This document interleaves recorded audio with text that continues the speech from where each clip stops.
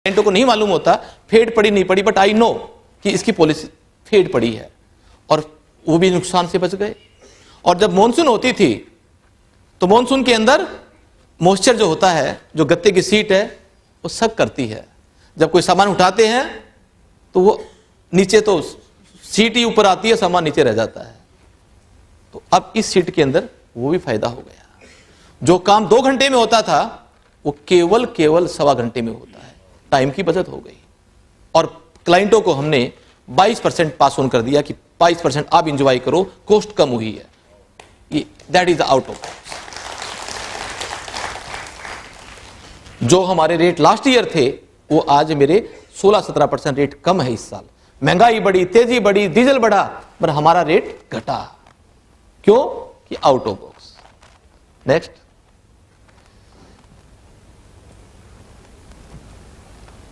एक छोटी सी चीज है, नई आई हमारे पास में, सेल्स के बारे में आपको बताता हूं।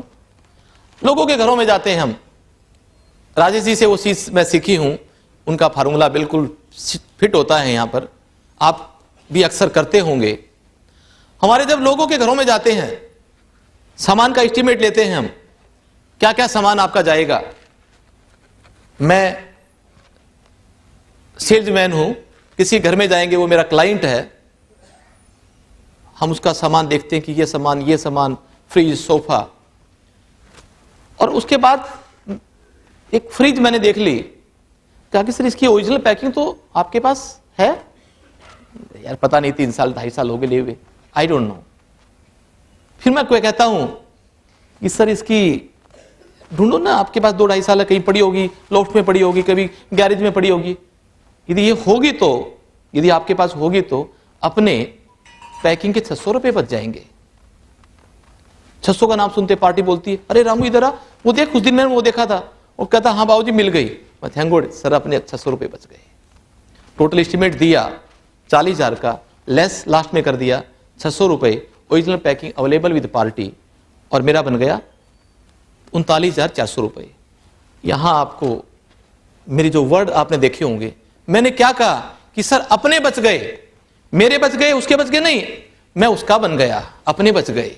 और पार्टी ने मेरे को अपना मान लिया और कहा कि एडवांस लो, जाओ, आपको अपना बनना है।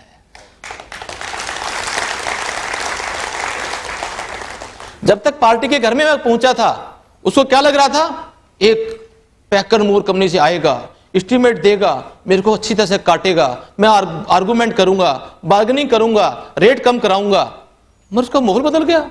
तो मैंने कहा सर अपने 600 बच जाएंगे, इतना कहते ही उसका माहौल बदल गया। अरे ये तो मेरा अपना आदमी है यार। तो सेल्समैन को घर में जाने के बाद उसका अपना कैसे बने, आपकी कैसे बेनिफिट हो, उसके ऊपर उसको दिमाग के अंदर एक ऐसा बनाना है बाउंड्री कि उसको ये बार बार ये लगे ये मेरा अपना है, ये मेरा अपना है, ये मेरे लिए भला करेगा। वही सेल्समैनशिप है। आप तो शायद करते होंगे, सभी लोग उनके बनते होंगे, ये चीज नहीं दिखाने की नहीं, मगर फिर भी कहीं आपको लगता है तो आप उनके कैसे बनो, वो आपको फार्मूले अपने करने। 600 इज नथिंग। वो यदि कहे कि 1000 कम करो तो हमारे को करने पड़ते हैं, 5% कम करो तो करने पड़ते हैं, 7% कम करो तो करने पड़ते हैं, मगर वो 600 रुपए कम करके हम उसके अपने बन गए।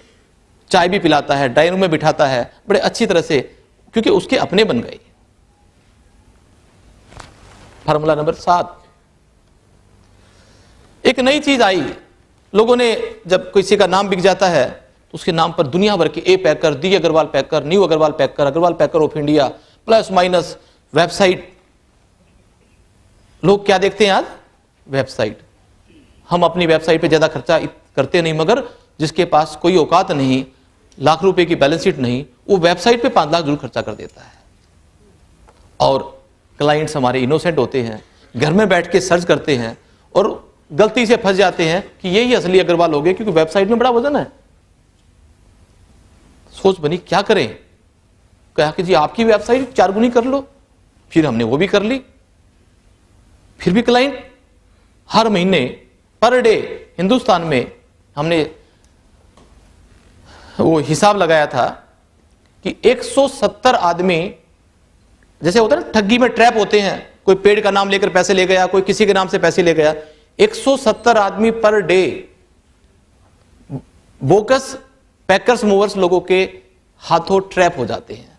आप शायद अचंबा होगा, मगर मेरे पास डाटा है 170 peoples get trap per day. America में ये संख्या ओनली 3 की है, वहां ट्रैप नहीं होती क्योंकि कानून बहुत टाइट है। यदि आप गलत ट्रैप करके किसी का काम किया तो कंज्यूमर कोर्ट बहुत बड़ा फाइन करती है, मगर हमारे यहाँ तो कोई ज्यादा टाइट नहीं है। कहते जी आप क्यों ट्रैप हुए, आप पागल है, आपको देखना चाहिए।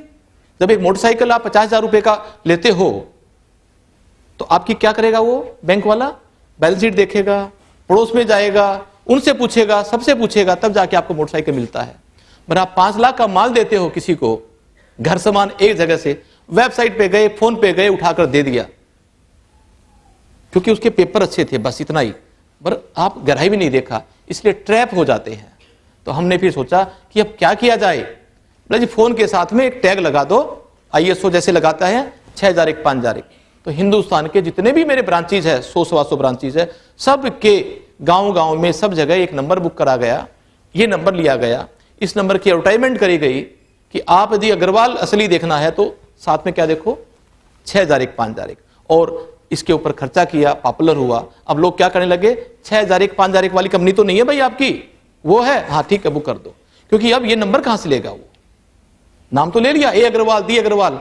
तो एक आउट ऑफ बॉक्स सोच बनी कि किस तरह निकला जाए, और 170 जो आदमी डेली ट्रैप होते हैं उनको कैसे बचाया जाए। Then this number was generated. Next,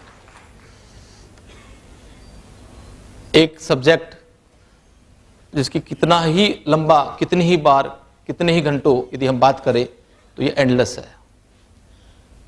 हमारे यहां सर्वे हुआ, मेरी गाड़ियां दिल्ली से साउथ, साउथ से दिल्ली आती है। एक डिपार्टमेंट है हमारा ट्रैफिक डिपार्टमेंट।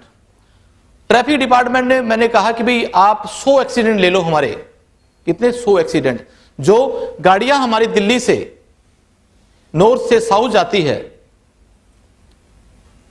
उन जाने वाली गाड़ियों के 100 एक्सीडेंट को मेरे को नक्शे में मार्क करो। जब मार्क किए, मालूम हुआ 99.0% एक्सीडेंट। एक जगह है जयपुर से अजमेर जाएंगे, दुद्दू, किशनगढ़ से पहले, नाम सुना है किशनगढ़, दुद्दू का नाम सुना होगा। तो अपनी सोनिया गांधी जी और मनमोहन सिंह जी वो आधार कार्ड देकर आए हुआ, पूरे मीडिया के सारे पेज भरे हुए थे, वो दुद्दू। उस दुद्दू से लेकर मद्रास, बेंगलोर, पूरे एरिया में 100 के 100 एक्सीडेंट का मार्क हो गया। और दिल्ली से दुद्दू तक, गुड़गांव से दुद्दू तक ऑलमोस्ट 1%, आधा परसेंट। क्वेश्चन ये आया कि यहां पर एक्सीडेंट क्यों नहीं होते और वहां पर एक्सीडेंट होते हैं, क्या धरती में फर्क है? फिर एक थॉट प्रोसेस बैठा, छोटा भाई है राजेंद्र जी जो बम्बे बैठता है, वो बोला कि यार सिंपल पड़ा हुआ है। क्या है सिंपल? घर से जब ड्राइवर चलता है वो चार्ज होकर चलता है, फ्रेश, नहाकर धोकर, अपना अच्छे कपड़े पहनकर, कोई चिंता से नहीं, कोई फटीग नहीं होती, अपनी नींद पूरी कर रात को, और फिर वो चलता है। कोई फटीग नहीं, नींद पूरी करके चलता है। पहला उसका पड़ाव कहां आता है? दुद्दू आता है। वहां उसको सोने को नहीं मिलता, रात भर जाग के नींद काटता है, आराम जरूर करता है पर सो नहीं पाता। और वो फटीग के कारण, रेस्टलेस होने के कारण, नींद पूरी न होने के कारण उससे एक्सीडेंट हो जाते हैं। करता नहीं, हो जाते हैं। और यही कारण है, इसके बाद एक्सीडेंट हो जाते हैं। बोले यार फिर क्या करें? फिर सोच बनी कि जैसा घर से निकलता है ऐसा घर हम एक दुद्दू में और बना दें, जहां ड्राइवर जाए, 6 घंटे सोए, लैट्रिन बाथरूम एक क्लास एयरपोर्ट जैसे हो, नाई की व्यवस्था हो, कपड़े धोने की व्यवस्था हो, सोने की व्यवस्था हो, पंखा हो, फिर आगे इसी तरह चार्ज होकर यदि चले तो मेरी गाड़ी 450 किलोमीटर और आगे तक, 400 किलोमीटर और आगे तक एक्सीडेंट नहीं होगी। Is it correct? और इसी तरह एक और बना दूं, और तीसरा चौथा बना दूं, 4 यदि मैं बना दूं तो मैं क्या हो जाऊंगा? 0 एक्सीडेंट। तो सोच बना, मेरी स्टेपनी चोरी हो जाएगी, मेरा माल चोरी हो जाएगा। और इनके कारण वो सोना चाहता है, यानी कि नहीं चाहता, मगर सो नहीं पाता। थोड़ी सी कटदने की आवाज आ गई, उठ जाता हो, अरे देख भाई कोई कुछ चीज तो नहीं निकाल रहा है। आप ट्रेन में जाते होंगे, AC 2 टायर आपकी रिजर्वेशन है, मगर उसके बाद जब भी कोई स्टॉप आता तो आपका सूटकेस पे आ जाता है, यानी कि आप वहां सो तो रहे हैं मगर मेंटली नहीं, फिजिकली। जब तक आप मेंटली नहीं सोओगे तो डेस्टिनेशन के बाद आप काम नहीं कर पाओगे। तो मेरे ड्राइवर के साथ तो हर दिन ऐसा ही होता है, he doesn't sleep mentally, he just rest करता है। रेस्ट लेने में और सोने में बहुत फर्क है। और एवरेज हमने जब लगाया तो दोस्तों आपको ताजुब होगा, एक ड्राइवर 2 घंटे 40 मिनट केवल सो पाता है 24 घंटे में, 2 घंटे 40 मिनट। और मेडिकली कितनी एडवाइजेबल है, 6 घंटे सोना चाहिए कम से कम। तो 2 घंटे 40 मिनट सोएगा, उससे क्या होगा? एक्सीडेंट होगा या नहीं होगा? क्या वो करना चाहता है? उसके हो जाते हैं। उस एक्सीडेंट के अंदर मैं मर जाता हूं, आप मर जाएंगे, कोई भी आदमी, साहब सिंह वर्मा का नाम लिया जैसे आपने, राजेश पायलट जी भी मरे थे, कितने लोग जाने खो बैठते हैं। पर रीजन किसका? न सोने का। अब क्या किया जाए?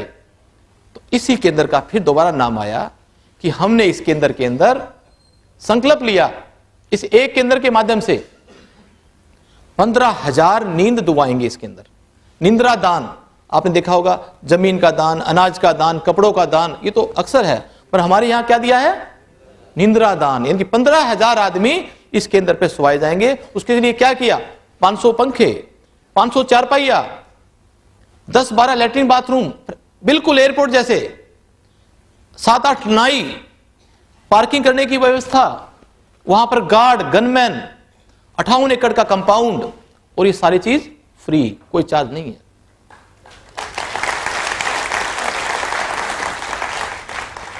जब 500 नींद दिवाने की बात हुई पर डे, यानी कि 15,000 की महीने की हुई, तो हम सोचे भाई हमारी गाड़ियां तो कम है, 1000 गाड़ियां, कितनी सोएगी एक जगह?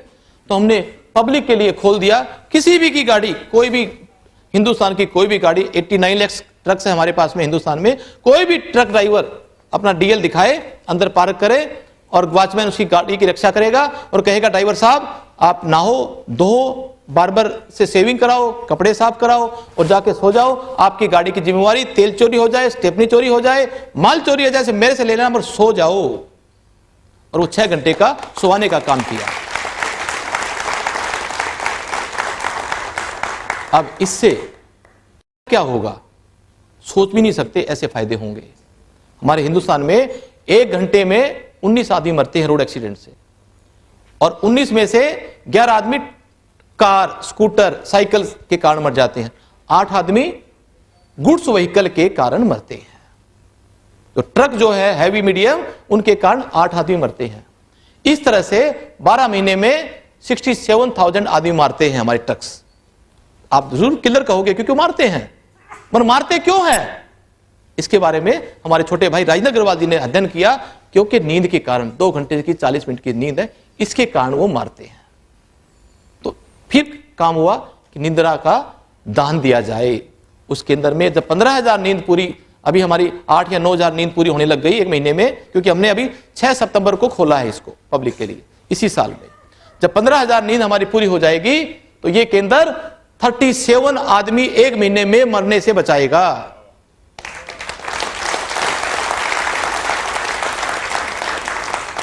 और एक आदमी की यदि जान कोई बचा देता है तो अपने आप को कितना भाग्यशाली समझते हैं।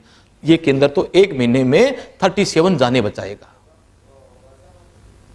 तो ये निंद्रा दान के साथ क्या हो गया? जीवन दान भी हो गया, जो मैं कहना नहीं चाहता मगर ऑटोमेटिकली है। पर हमने तो निंद्रा दान का संकल्प लिया है। एक ड्राइवर यदि आम आदमी से 10 साल पहले मरता है, हमारी औसत एज मेडिकली आप सब लोग जानते होंगे 71 या 72 साल है, मगर ड्राइवर की एज 60 साल है।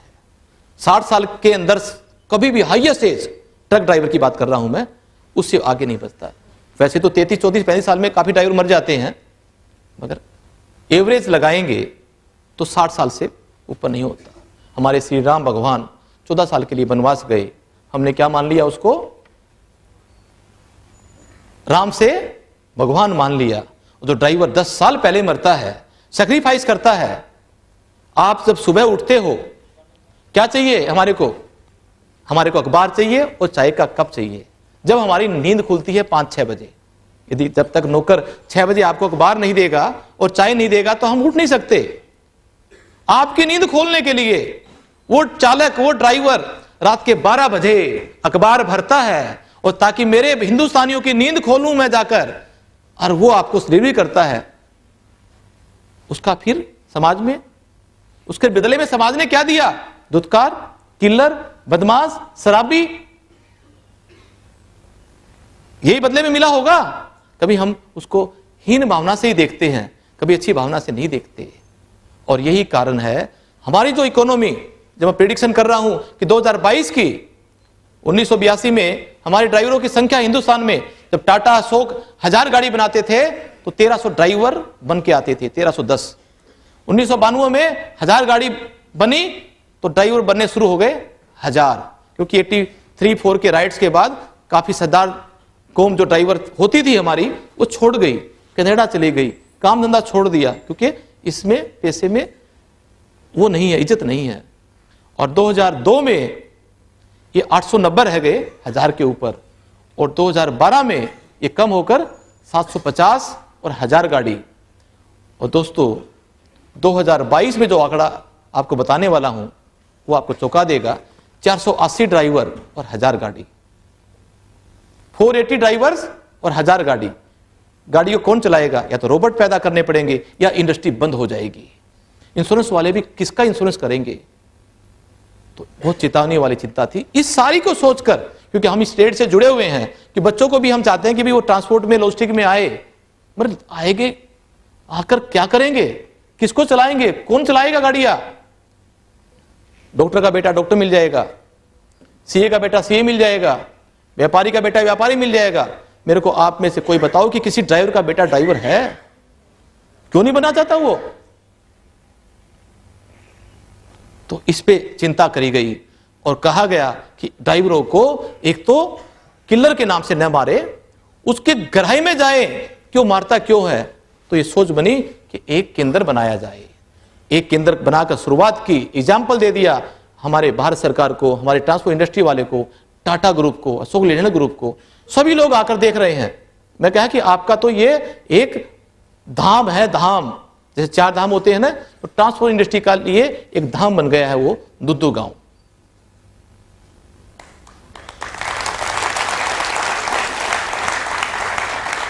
और इंडस्ट्री जग गई। अभी दिवाली के दिन, दिवाली से एक दिन पहले IIM अहमदाबाद के 2 प्रोफेसर, सीनियर प्रोफेसर सुबह सुबह घर पे आ गए। सूचना दी थी रमेश जी मिलना है। मिले। मैं जी बोलिए। सीनियर प्रोफेसर, एक लेडीज एक जेंट्स। जी आपने जो सेवा धाम बनाया है, ये सोच कहां से आई? हमारी वहां पर इसकी चैप्टर लेकर हम पढ़ाना चाहते हैं। इंडस्ट्री 2022 में क्या होगी उसकी आज ही हमारे स्टूडेंट से चर्चा करना चाहते हैं। 2.5 घंटे का इंटरव्यू लिया, उनने किताबें लिखी, अब कब छपेगी पता नहीं। तो अब वहां से भी हिलने लग गया, चिंता शुरू हो गई सबको।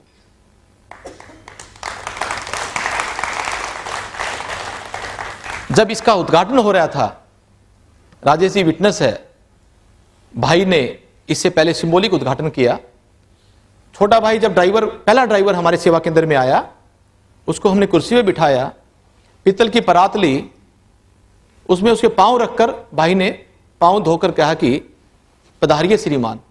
क्योंकि ड्राइवर क्यों नहीं आता? क्योंकि सम्मान नहीं है। अब उसको हम ये कह रहे हैं कि तुम तो हमारी तो ड्राइवर हो नहीं, रोड के ड्राइवर हो, पहली गाड़ी आई, हमारा तुम्हारा कोई ताल्लुक नहीं। फिर भी हम ये एक नई दिशा देना चाह रहे हैं स्टेट को, इसको एक सम्मान देना चाह रहे हैं। जब राजेंद्र जी उसके पांव धोकर जब धो रहे थे तो वो रोने लग गया। अरे बोला, अरे भोले भाई क्यों रो रहा है? बोला सर मैं जगह पुलिस वाला थप्पड़ मारता है, वो मुक्का मारता है, सब लोग गालियां देते हैं, यहाँ क्यों पार्क करी, वहां क्यों पार्क करी, तेरा बाप का रोड है। अब आप लोग क्यों कर रहे हैं, मेरे को समझ नहीं आ रहा। आंखों में आंसू आ गए। भाई ने कहा कि अरे तेरे को मालूम है कि संसार को कौन चलाता है? बोला साहब संसार को तो भगवान चलाता है, ईश्वर चलाता है। वेरी गुड, समझदार है, ज्ञान तो है तेरे को। फिर पूछा कि तेरे को ये जो भारत की, देश की इकोनॉमी कौन चलाता है? बोला जी ये नहीं मालूम मेरे को। बोला भोले भाई इकोनॉमी तुम चलाते हो, वो संसार को चलाता है, वो भी चालक तुम भी चालक, तुम तो एक परिवार के हो यार, हमारी भूल थी।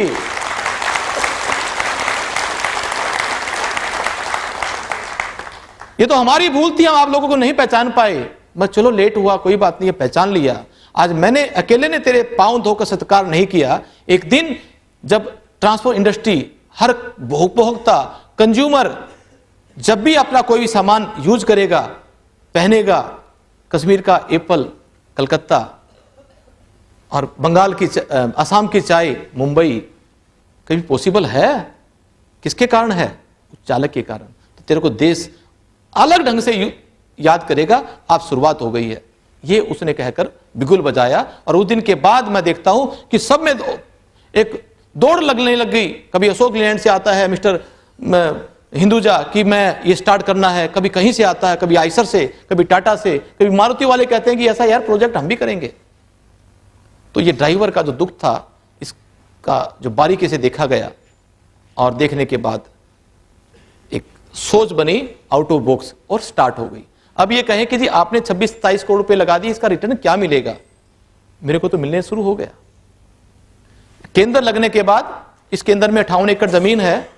भारत पेट्रोलियम आए कि बोला जी हमको तो पेट्रोल पंप लगाना है। बोला जी बिल्कुल लगाओ, आपसे तो पैसा लूंगा मैं। बोला जी बिल्कुल देंगे। अशोक लीलैंड आया कि जी मेरे को तो वर्कशॉप बनानी है, शोरूम खोलना है। बिल्कुल खोलो। उनको कनाट प्लेस में वर्कशॉप खोलकर क्या फायदा होगा या दुद्धू में फायदा होगा? तो मैं कनाट प्लेस के भाव वहां ले सकता हूं ना, मैंने भाव लिया।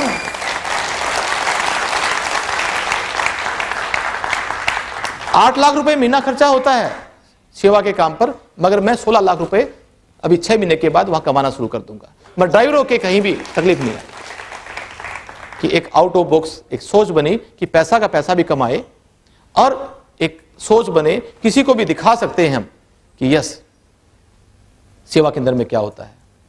और हमारे को भी आपने देखा होगा हाईवे के जब चलते होंगे 500-700 कारों का झुंपला धोला को या कहीं क्रॉस करते होंगे, या कभी गुड़गांव से आप क्रॉस करते होंगे, उसके अंदर 4-5 ट्रक भी बीच में होते हैं, टेम्पो भी बीच में होते हैं, कारों के बीच में होते हैं ना। ट्रक चलते हैं तो टेम्पो भी, कारें चलती है तो बीचों में ट्रक भी होते हैं, टेम्पो भी होते हैं। और एक छोटा सा होमगार्ड खाकी वर्दी पहनकर, सरकार, भारत सरकार बोलते हैं उसको यदि घर से बाहर निकले तो सिगरेट का पैकेट 30 रुपए का उधार नहीं मिलता उसको, बस सरकार है वो। और भागकर उधर से बीच में घुसता हुआ ट्रक को पकड़ता है। 25 लाख का ट्रक का मालिक, 25 लाख का ट्रक होता है, 25 लाख का उसमें माल होता है, 50 लाख की सुपरदारी लेके चलता है वो, मगर वो छोटा सा होमगार्डिया उसके गला पकड़कर कहता नीचे उतारता है, सरकार है। ड्राइवर से पूछते हैं भाई, बोला साहब मैं ड्राइविंग करने के लिए और किसी से तकलीफ नहीं, परेशानी से तकलीफ नहीं, सब काट लूंगा, मगर ये जो होमगार्डिया मेरे को एक मिनट मारता है, एक सेकंड मारता है ना, इसके बाद मैं सोचता हूं कि साला प्राण दे दूं, बाकी ये क्या जीना है। वहां उसका सम्मान मरता है, इसलिए वो मैं ड्राइवर बनना नहीं चाहता। तो हमने सरकार से भी आवेदन किया है कि आप इनको हाईवे से हटाओ।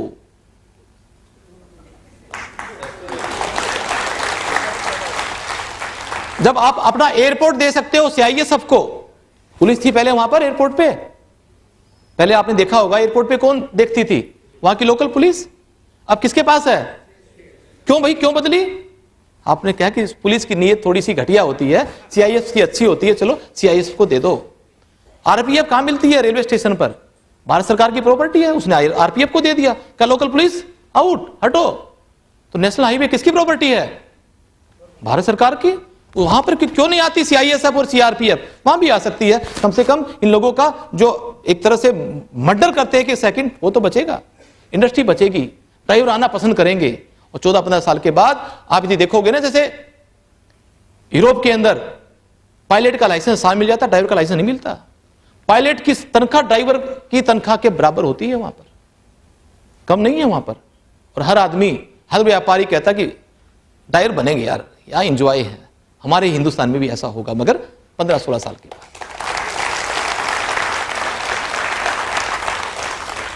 इसमें आपका भी सहयोग चाहिए। जब ऐसा कोई ड्राइवर के साथ पुलिस वाला करता मिले तो कार रोक कर कहें, क्यों भाई ये अपराधी है, क्या कसूर है यार, इसको पकड़ रहे हो आप? वो ये देखेगा, दाएं देखेगा और धीरे से भाग जाएगा, यार पता नहीं क्यों पूछ रहा है ये। और उनको लगेगा कि दुनिया जग गई। आप स्टार्ट तो करके देखो, क्योंकि आपकी अपनी इंडस्ट्री है। 2022 में आपको बचाना है, आपको इंश्योरेंस करने हैं।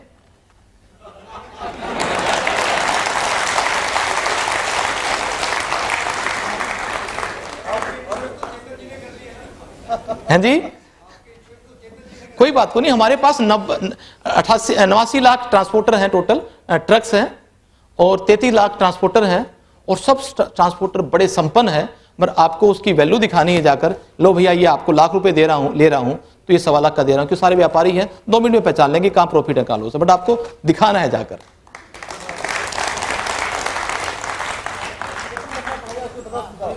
तो आउट ऑफ बॉक्स की सोच हर जगह एप्लीकेबल होती है।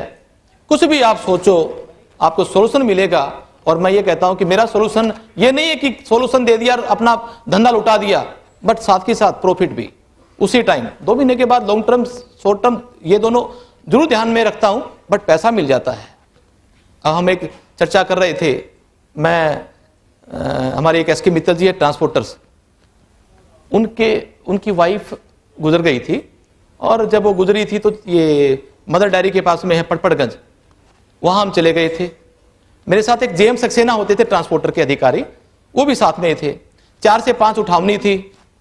जब हम दोनों उठावनी से बाहर निकले, सक्सेना जी अपने जूते ढूंढ रहे। रमेश जी जूते नहीं है। महाराज जी मेरे जूते तो हैं।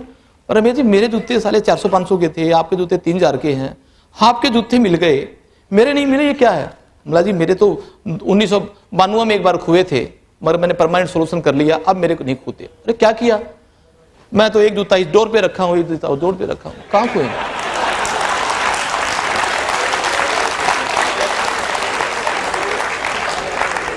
4 से 5 बैठते 1 घंटा टेंशन होता है, हालांकि जूता तो नहीं लेके जाएगा, जूता नहीं लेके, अरे क्यों टेंशन करे भाई, एक वहां रखो एक वहां रखो। तो हर जगह सोल्यूशन है।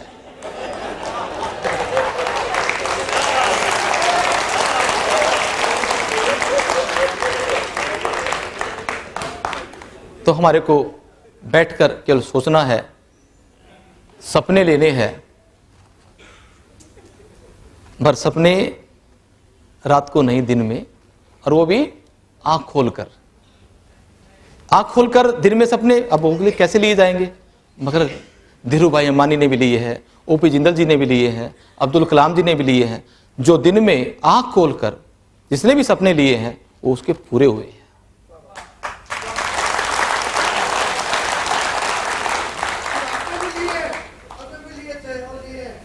पूरे भी होंगे। हाँ, और सपनों के बाद फिर एक सोचना है हमारे को, एक फ्रेम बनाकर, क्या इस सपने के बाद जो मैं, कई बार ऐसा सपना ले लेते हैं भाई 100 घर मोल ले लो, अब घर तो 100 ले लो, मगर लेंगे कहां से? कर्जा ले लो, चलो मिल गया, आगे के कितने नुकसान हो गए या फायदे होंगे। तो उस सपने के बाद एक फ्रेम बनाना है, क्या इस सपने को पूरा करने के लिए मेरे को प्रारंभिक प्रॉब्लम है, या सपने को पूरा करने के लिए प्रॉब्लम की प्रारंभ है। Got my point? या शुरुआत की प्रॉब्लम है या प्रॉब्लम की शुरुआत है। शुरुआत की प्रॉब्लम है, you will tackle it, no problem, कोई बात नहीं, हर थोड़ी मोटी पूरी कर लोगे। अब बस प्रॉब्लम की शुरुआत होगी तो आप बर्बाद हो जाओगे। वहां आपको दूर देखना, वहां विवेक लगाना है। आपको 2 ही चीज देखनी है, क्या प्रॉब्लम की शुरुआत है या शुरुआतों की प्रॉब्लम है। प्रॉब्लम की शुरुआतें हैं या शुरुआत की प्रॉब्लम है। शुरुआत की problem we can tackle it, और जब प्रॉब्लम की शुरुआत हो जाती है फिर तो किंगफिशर हो जाती है। तो आपको यहां पर विवेक लगाना है सपने के बाद कि मेरा आगे क्या होना है। और एक अक्सर मैं कहता हूं, क्योंकि स्वामी जी ने तो बहुत कुछ बताया, हंसे करे, और एक चीज और है, जीने के लिए, अच्छे जीने के लिए और बहुत अच्छे जीने के लिए, यानी कहता हूं कि मैंने जीना सीख लिया, किसी से माफी मांग ली और किसी को माफ कर दिया।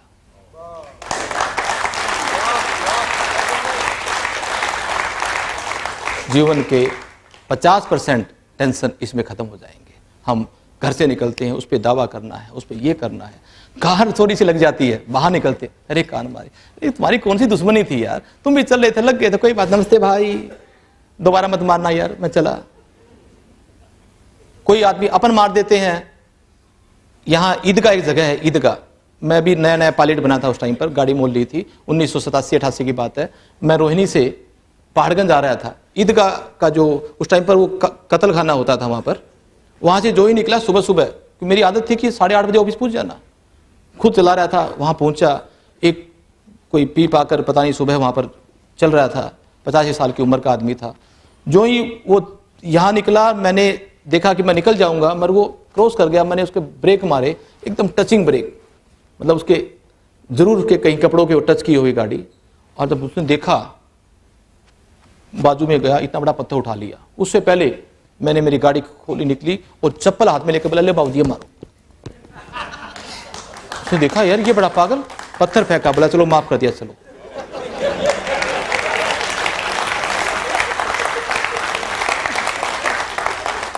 नहीं तो पता नहीं हो गाड़ी के मार देता, क्या मारता, मेरा पूरा दिन खराब होता। तो दोस्तों, जीना है तो टेंशन फ्री, ये अपने को अपनाना पड़ेगा।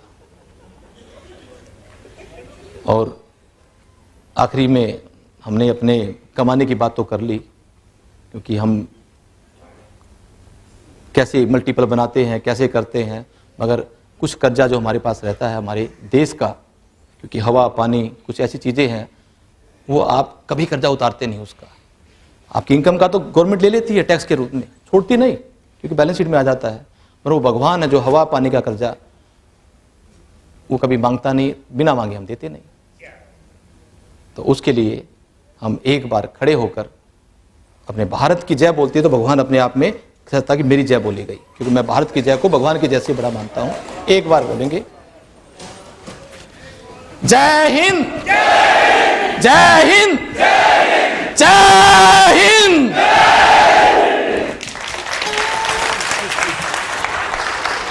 शुक्रिया रमेश अग्रवाल जी, हमारा सौभाग्य है कि आप हमारे बीच में हैं। हम स्पेशली राजेश चेतन जी का धन्यवाद देंगे, वो इस डायमंड को हमारे बीच में बार बार ला रहे हैं और हम चाहेंगे हर बार आप आएं। राजेश चेतन जी प्लीज टोकन ऑफ लव देकर के श्री रमेश अग्रवाल जी को सम्मानित करें। राजेश चेतन जी। हेलो, कोई जाएगा नहीं, प्लीज प्लीज, अभी लंच शुरू नहीं हुआ है। अभी लंच शुरू नहीं हुआ है, लंच का हम अभी अनाउंसमेंट करने वाले हैं। प्लीज बैठिए दोस्तों, बैठिए।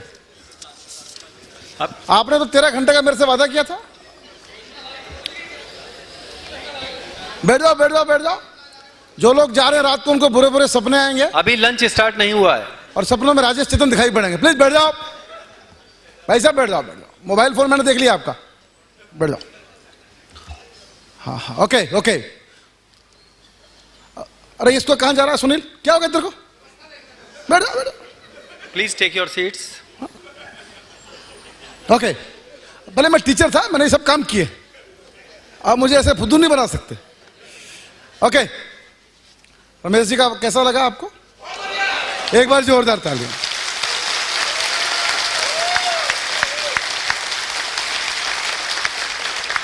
तीस 30% ड्राइवर शादी नहीं करते, ये पता आपको? 30% ड्राइवर की शादी होती नहीं। तो मैं तो हंस रहा था, हमारे अटल जी के साधु हैं, पर फर्क है अटल जी ने की नहीं, उनकी हो नहीं रही। पर कोई रमेश अग्रवाल, अब उनको एक मसीहा मिला है, और कुछ दिन के बाद ये होगा कि जब कोई बाप बेटी के लिए, जैसे दीपक भाई की इच्छा है कि कोई बाप जब बेटी के लिए रिश्ता खोजे तो LIC एजेंट को खोजे, हालांकि बहुत मुश्किल काम है। तो दीपक भाई की इच्छा है तो हमने मान ली। ऐसे रमेश जी की इच्छा है कि कोई 10 साल के बाद कोई बाप बेटी के रिश्ता खोजे तो ट्रक ड्राइवर खोजे। और ये होगा, क्यों होगा? क्योंकि जब पायलट जितनी सैलरी हो जाएगी तो मेरा मन हो रहा है कि मैं पर्चा भर दूं ट्रक ड्राइवर के लिए। तो आज रमेश जी ने एक हमको नई दृष्टि दी है, मैं उनको प्रणाम करता हूं। एक छोटी सी शेयरिंग हिमांशु भाई करेंगे, एक परिचय और करवाना चाहता हूं। हमारे बीच में प्रभात गुप्ता जी बैठे हैं, एक बार इनके लिए तालियां बजा दीजिए। ये रमेश जी की कंपनी के बहुत बड़े शख्स हैं, और मैं बताता हूं आउट ऑफ बॉक्स का रिजल्ट क्या निकला। मैंने जब इंश्योरेंस का काम शुरू किया, लोग MDIT की बात करते हैं, COT की बात करते हैं, TOT की बात करते हैं। मुझे 2.5 करोड़ रुपए सालाना प्रीमियम केवल अग्रवाल मूवर्स ग्रुप से मिलता है। 2.5 करोड़ रुपए। कितने पंकज भाई MDIT हो जाती है 2.5 करोड़ में? TOT हो जाती है, तो मैं एक TOT तो यहीं से कर लेता हूं। और उसका श्रेय जाता है प्रभात गुप्ता जी को। वो मुझ पर पूरा भरोसा करते हैं। और दोस्तों इसका रिजल्ट एक ये भी है, सर्विस की बात बताता हूं सिर्फ आप लोगों को, क्योंकि ये सब्जेक्ट भी आना चाहिए। जब मैंने ये काम शुरू किया, प्रभात गुप्ता ने, हमने मिलकर काम शुरू किया, 9 कर्मचारी थे अग्रवाल मूवर्स ग्रुप में, इंश्योरेंस डिपार्टमेंट में 9 लोग काम किया करते थे। प्रभात जी कितने लोग काम करते हैं आजकल? 2।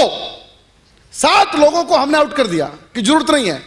2 लोगों से 2.5 करोड़ का प्रीमियम, एक ब्रांच होती है जनरल इंश्योरेंस की जिसके पास 2-2.5 करोड़ का प्रीमियम होता है। इंद्रपाल, कितने लोग काम करते हैं? 14-15 लोग काम करते हैं। अग्रवाल मूवर्स ग्रुप में 9 लोग थे, पर आउट ऑफ बॉक्स जो फार्मूला रमेश अग्रवाल जी ने हमको दिया है, 7 लोग बाहर हैं, 2 लोगों से पूरा काम चलता है। इंश्योरेंस डिपार्टमेंट में 2 लोग हैं, और क्लेम रेशो कितनी है ना, सुन लिया? सेटलमेंट सारे हम लोग आराम से कर लेते हैं कंफर्टेबली। और क्लेम पेंडिंग कितने होंगे? 2-3% क्लेम पेंडिंग है। ये ताकत है आउट ऑफ बॉक्स की। तो मेरा कहना यही है दोस्तों, कोई कह रहा था कि आप सब काम तो चेतन जी को दे दिया, तो चेतन बनना इतना आसान नहीं है दोस्तों। बहुत बहुत धन्यवाद। हिमांशु जी कुछ कहना चाह रहे हैं 1 मिनट के लिए। हिमांशु भाई प्लीज, हिमांशु कालिया जी हमारे मित्र हैं, 1 मिनट आइएगा। वैसे 1 मिनट आपका समय और लेंगे आपसे। गुड आफ्टरनून फ्रेंड्स, एक बहुत छोटी सी शेयरिंग आपके बीच में करना चाहूँगा। और आज जैसा आउट ऑफ द बॉक्स हमने पहली बार एक ऐसा कॉन्सेप्ट हमारे इस कन्वेंशन में हुआ है, और डेफिनेटली अगर इससे हमें प्रेरणा ली जाए तो हम अपने काम को बहुत आगे बढ़ा सकते हैं। एक बहुत छोटी सी शेयरिंग है, उसके बाद हम लोग लंच के लिए निकलेंगे। कि एक इतने बड़े इंडस्ट्रियलिस्ट हमारे बीच में हैं, और एजेंट भाइयों के लिए एक ऐसा मैसेज देने के लिए आए हैं कि हमारे काम में दिन दुगनी और रात चौगनी तरक्की हो। उसी में से एक छोटा सा मैसेज मुझे भी रमेश जी के थ्रू मिला। और हुआ यूं, सबसे पहले मैं शुक्रिया अदा करूंगा इंस्टीट्यूट ऑफ एक्सीलेंस का कि IOE एक इंस्टीट्यूट नहीं है, एक परिवार है।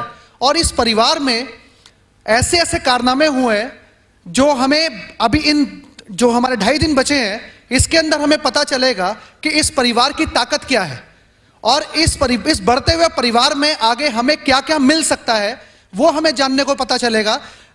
एक इंस्टीट्यूट ऑफ एक्सीलेंस के परिवार ने अभी रिसेंटली जो एक नया कारनामा किया वो ये था कि मेरे एक पॉलिसी होल्डर है, और मेरे पॉलिसी होल्डर का एक मुलाजिम पता चला कि अग्रवाल साहब के यहाँ इनकी कंपनी में काम करता है एयरपोर्ट पर। और मुझे जैसे ही पता चला कि सारा काम राजेश चेतन भाई देखते हैं, तो मैंने राजेश भाई के कानों में ये बात डाली कि ऐसे ऐसे मेरे क्लाइंट हैं और उनके साथ एक प्रॉब्लम है, और वो प्रॉब्लम ये है टाइम्स को लेकर के कि उनकी ड्यूटी नाइट में होती है, और अगर उनको दिन की ड्यूटी मिल जाए तो वो अपने परिवार का पालन पोषण अच्छे तरीके से कर सकते हैं, क्योंकि वो अकेले हैं घर में।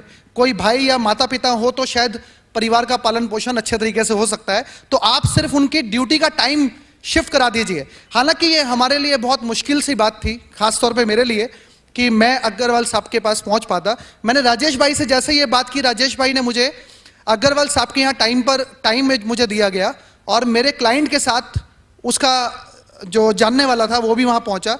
और वहाँ पर अग्रवाल साहब से हमने एक छोटी सी रिक्वेस्ट करी कि ऐसे ऐसे आपके यहाँ एक एम्प्लॉई है, अगर उसका टाइम चेंज हो जाए तो वो अपने परिवार का पालन पोषण अच्छी तरीके से कर सकता है।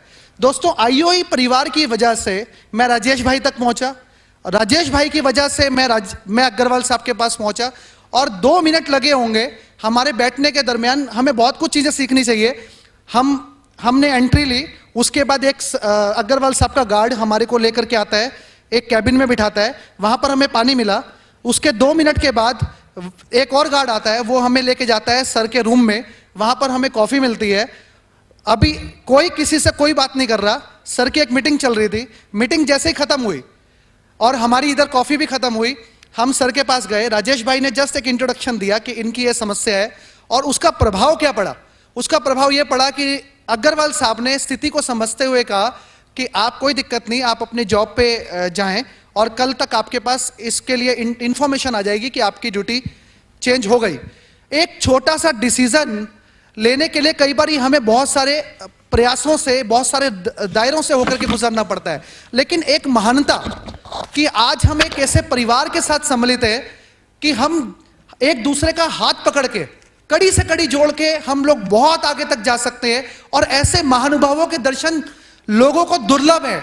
आज मुझे पता चलता है राजेश भाई के थ्रू कि अग्रवाल साहब को सुनने के लिए अपना पूरा देश चाहता है कि ऐसे ऐसे आयोजन में, ऐसे ऐसे जनसभाओं में अग्रवाल साहब का समय मिले।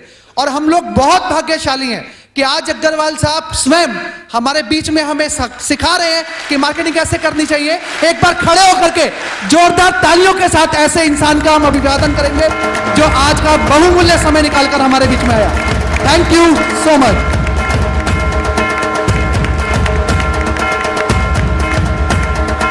धन्यवाद, थैंक यू। हिमांशु भाई एक बात शायद उसमें नहीं बता पाए, वो प्रॉब्लम बता के हम निकले थे कि ठीक 12 मिनट के बाद उस कर्मचारी के मोबाइल में SMS था कि तुम्हारी ड्यूटी चेंज हो गई है, कल से तुम सुबह ही आ जाना। तो आइए, मैं चाहता हूं कि दीपक भाई, मुकेश भाई को बुलाऊं, मेरी हेल्प करें, वो दोनों आके और हम सम्मानित करें आदरणीय रमेश अग्रवाल जी को।